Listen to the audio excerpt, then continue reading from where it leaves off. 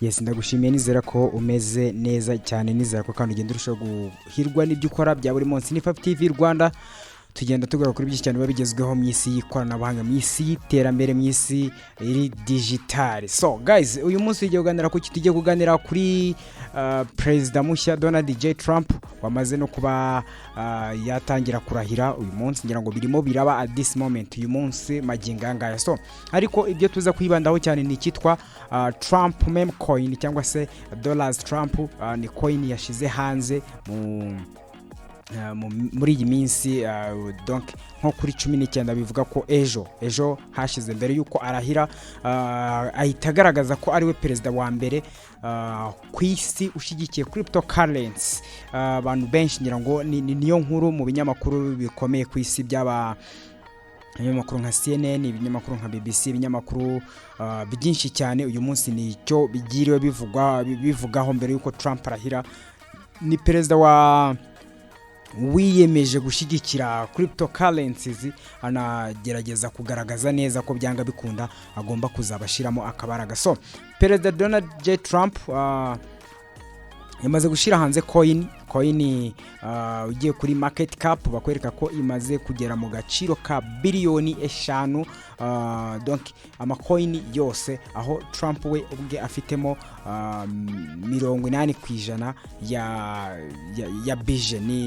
Ni coin yashize hanze afatanyije nimwe muri companies ze, so aho nazo zisigarana share ya 20%, akaba ari coin avuga ko yahise gaining cyangwa se gaining popularity, gikundiro abantu benshi bahise barashinga cyane, aho mbona abantu benshi batandukanye bariho bagenda babigarukaho. So ni Trump wagiye agaragaza ko azashigikira cryptocurrency kubera ko muri administration ye yose yagiye ashiramo abantu bagiye bakereye ama cryptocurrency, ndetse n'abantu bagiye bagira uruhare cyane barimo abayobozi ba Stella, harabo yagiye yifashisha cyane mu kuzakorana nabo ku buryo bazamufasha, ndetse akanabashinga ikitwa digital asset, no kuvuga uyu mutungo wo mu buryo bw'ikoranabuhanga, aho aba ari umutungo utabona ahubwo ari umutungo ubitswe mu buryo bw'ikoranabuhanga. So byumvikana ko ari gutagetinga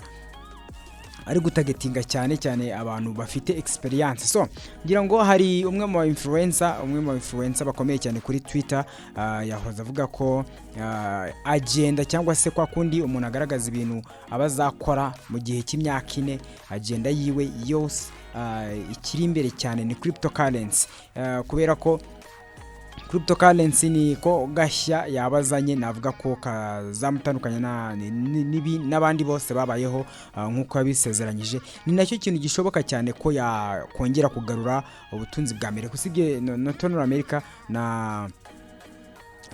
donc n'isi, ubukungu bw'isi uyu munsi tubona. So ni Donald J Trump wamaze gutsinda amatora. Abantu benshi ngira ngo cyane aba pioneers bo barabizi cyane, babigenderaho cyane bavuga ko agomba kuzatuma cryptocurrency cyangwa se digital currency ya Pi network, ndavuga Pi coin, izagira igiciro cya GCV kikaba cyashoboka, kubera ko Trump afite umwihariko cyane ku bijyanye no kuba yashigikira cryptocurrency.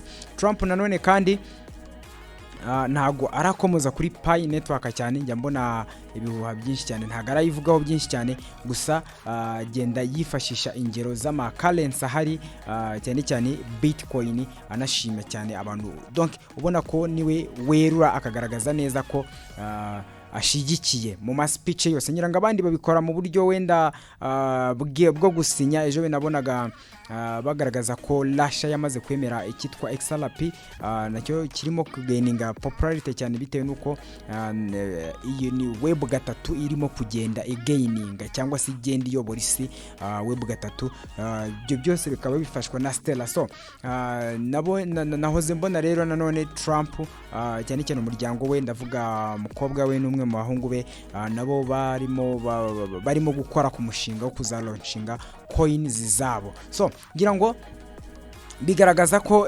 cryptocurrency igiye kuyobora ndetse no gukwira ku isi hose mu buryo buri simple cyane, mu buryo bworoshye cyane ko amategeko ari kugenda anozwa ku buryo noneho ama cryptocurrency bagomba kujya bemera ama cryptocurrency runaka.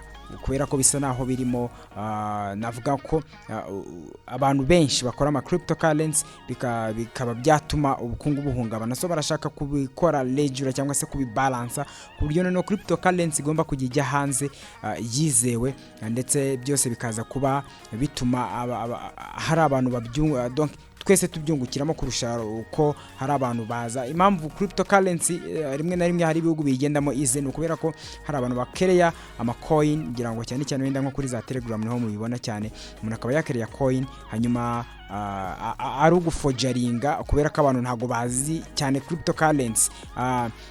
Umuntu akaba yakora ikintu kitari cryptocurrency akakita cryptocurrency, akaba yagishira kuri Telegram cyangwa sandi hantu, hanyuma abantu bakakimayininga, bajya kurangiza akaba yazibijyana. Ngira ngo byagiye bibaho cyane, abantu ntibabe bamenya amaherezo y'ibyo bakoze kandi babarakoze. So barashaka rero kubaka amategeko ku rwego rw'isi, cyane cyane muri BRICS ho nabonye baramaze kugaragaza, cyane cyane Uburusiya bwaramaze kugaragaza ko bugiye gushiraho imigenzurire y'ama currency, ndetse mbere y'uko ukora cryptocurrency runaka ugomba kubanza kugira ikigo runaka, ministeri runaka iguha ubwo burenganzira bwo gukora currency, kugira ngo niba leta cyangwa se leta itangiye kubyemera, noneho yemera ibintu nanone bitazaza kuza guhombya abantu runaka, cyangwa se ngo agira abandi bantu basigara barira cyangwa se bicuza. So ngira ngo icyo ni kimwe mu byo barimo kwigaho cyane. Ubona ko cryptocurrency irimo kugaininga isoko cyane mu buryo bw'imyishyuriranire no mu buryo bwo gukora ikitwa cross border transaction, aho byo biba byoroshye cyane kubera ko kugeza uyu munsi ugiye guhererekanya amafaranga uyavana mu Burayi byagusaba gukoresha indi banka runaka iba yaratsinda isoko, ariko kuri cryptocurrency biba byoroshye cyane. Mu gihe ndi mu Rwanda umuntu kunyohereza akanyishyura akoresheje XRP, niyo mpamvu ari ikintu isi ikeneye cyane ku buryo nshobora kwakira umutungo nkawakira kubera XRP. So niyo mpamvu rero ubona ibihugu byinshi birimo biragerageza kwadapta cyangwa se kwakira aya ma cryptocurrency kubera ko byoroshye cyane, aho bidasaba ibigo nka za Union cyangwa se PayPal cyangwa se nandi ma transaction ari international authorities zemerera ayo mafaranga kuba yakora transfer cyangwa se cross border transaction, so bikaza kuba byoroha rero. So ni Trump rero